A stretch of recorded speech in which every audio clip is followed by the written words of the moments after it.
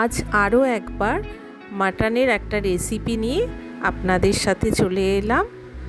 আর তার সাথে আছে বাগানের গন্ধরাজ লেবু। প্রথম লেবু গাছের প্রথম ফসল, প্রথম ফল। বিয়েবাড়ি স্টাইলের মাটন রান্না করার চেষ্টা করলেও সম্পূর্ণ বিয়েবাড়ির মতো কিন্তু করিনি। তার প্রধান কারণ হচ্ছে আমি সময়টাকে ছোট করে নেওয়ার জন্য মাটনটা নুন দিয়ে জল দিয়ে সেদ্ধ করে নিলাম, যেটা কোনো বিয়েবাড়িতেই হয় না। বাকি সব উপকরণ একই আছে। এখানে এই গরম মশলার মধ্যে এলাচ, লবঙ্গ, দারচিনি, গোলমরিচ একটু হালকা ড্রাই রোস্ট করে নিয়ে গুঁড়িয়ে রাখলাম, রেখে চাপা দিয়ে দেবো যাতে স্মেলটা নষ্ট না হয়ে যায়। এখানে আদা আর রসুন পেস্ট করে নেব, নিয়ে এটাকেও একটা জায়গায় ঢেলে রাখব। কারণ মিক্সিং জারেতে এই চারটে টমেটো নিয়েছি, 4টে টমেটো বীজ ছাড়িয়ে রেখেছি, এটাও পেস্ট করে নেব। বেশ মিহি পেস্ট করব এগুলো। অল্প অল্প করে দিচ্ছি। ছোট মিক্সিটা নিয়েছি, আর নিয়েছি কাঁচা লঙ্কা, এটাকেও পেস্ট করে রাখবো। এবার যে পাত্রে করব সেই পাত্রে তেল দিলাম। তেল দিয়ে এখানে বড় বড় নয়, খুব বড় নয়, মাঝারি সাইজের পেঁয়াজ 4টে নিয়েছি, তাকে ফাইন চপ করে নিয়েছি যাতে তাড়াতাড়ি নরম হয়ে গলে যায় মাংস কষার সাথে সাথে। দিয়ে ভালো করে এটাকে ভাজবো। ভেজে একটু চর্বি রেখে দিয়েছিলাম, সেই চর্বিটা দিয়ে দিলাম। দেখি মাংসটা কেমন সেদ্ধ হয়েছে। মাংস আর স্টকটা আলাদা করব। এবার দিচ্ছি সেই বেটে রাখা আদা রসুন বাটা, দিয়ে ভালো করে পেঁয়াজের সাথে মিশিয়ে ভাজবো। আদা রসুনের কাঁচা গন্ধটা যতক্ষণ না যায়। একটু সামান্য তেল দিতে হয়েছিল।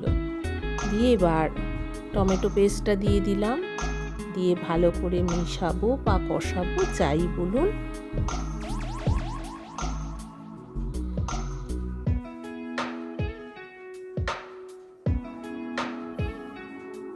যতক্ষণ না মাংসটা কিন্তু রান্না করছে আমার বরমশাই। তারপরে রেগুলার মশলা দিতে হবে।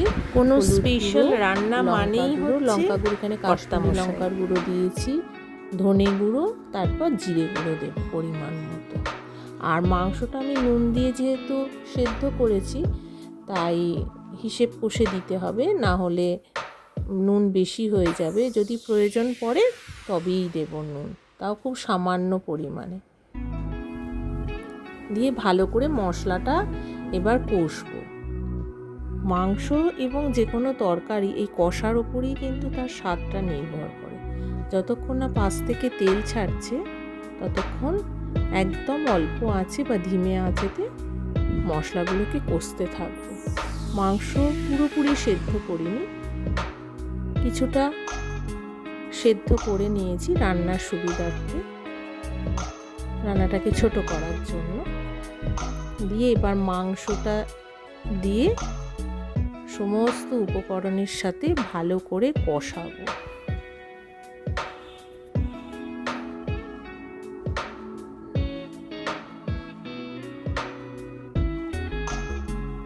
যত কষবে তত তার আমার মতো এরকম সৌভাগ্য আর কার কার আছে যে ছুটির দিন মানেই বরের হাতে রান্না, সবাই জানে। পাকা রাঁধুনি এই অর্থে অনেক দিন হয়ে গেল রান্না বান্নায়, সেই অর্থে পাকা রাঁধুনি মানে যেন ভাববেন না আমি বিশাল কিছু রান্না পারি।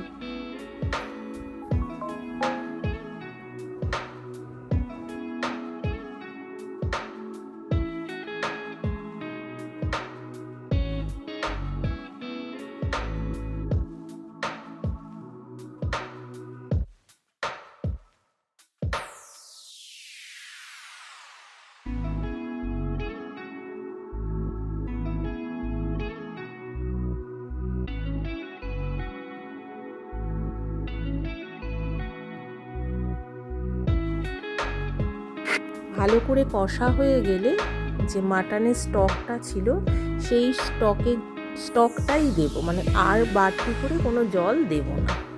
আস্তে আস্তে করে সেই জলটা দিয়ে ভালো করে মাটন মশলা সবের সাথে মিশিয়ে নেব।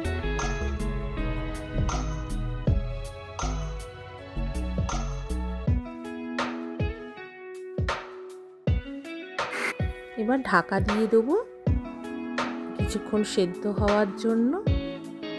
তারপর মিনিট 10 পর ঢাকা খুলে টক দই আর কাঁচা লঙ্কা বাটাটা দেব, আর দেব সেই ভেজে রাখা মশলাটা একদম নামানোর কিছু আগের মুহূর্তে, দিয়ে আবার চাপা দিয়ে দেব।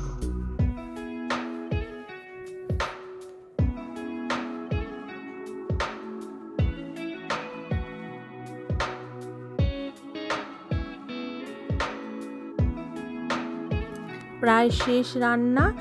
আর এই রান্নার সাথে আর বাগানের গন্ধরাজ লেবু, আমার হাজবেন্ডের হাতের তৈরি, এই গাছে এই প্রথম ফল আমরা আজকে এই মাটনের স্যুপের সাথে বলুন, মাটনের ঝোলের সাথে বলুন, আমরা খাবো। অসাধারণ গন্ধ। এই যে গাছ থেকে পাড়ছি, এখনো লেবুটা কাটাই হয়নি, গন্ধ একদম মমা করছে। অবশ্য বলা বাহুল্য যারা এই লেবু খেতে ভালোবাসে, আমি তো ভীষণ ভালোবাসি, কারণ পাতি লেবু আমি অতটা টক নিতে পারি না, গন্ধ লেবু হলেই আমার ভাত খাওয়া। এবার এই লেবু পেড়ে কাঁচি দিয়ে কেটে নিচ্ছেন আমার বড়মশাই। এবার আমার হচ্ছে কাটার এবং খাওয়া, আমি আর কিছু করতে পারি না, কাটতে পারি আর খেতে পারি। অসাধারণ, অসাধারণ। এত সুন্দর ফল করেছে আমার বড়মশাই যে ভাবা যায় না। তাহলে আজকে আসি, কেমন হলো জানাবো।